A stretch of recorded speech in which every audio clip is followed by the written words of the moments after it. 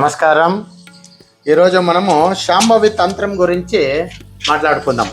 శాంభవి తంత్రము దేనికి ఉపయోగిస్తాము అంటే, ముఖ్యంగా ఈ రాజకీయ వ్యక్తులు మేం గెలవాలా అని ఏమి ఒక రాజకీయ వ్యక్తులకి ఉండేటువంటి ఒక ఆశ ఉంటది.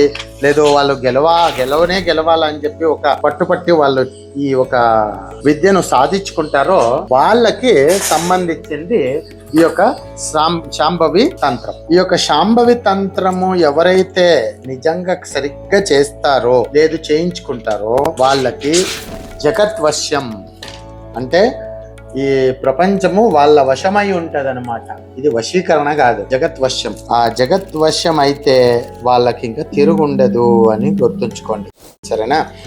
రైట్.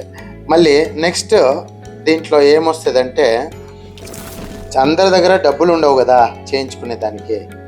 అందుకని నేను ఒక విషయం చెప్పిస్తా. ఇందులో 3 బీజాక్షరాలు ఉంటాయి.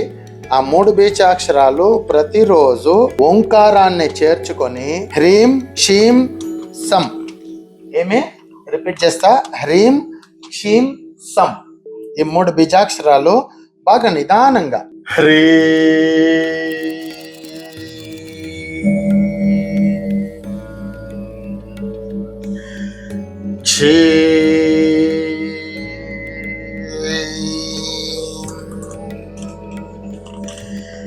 సం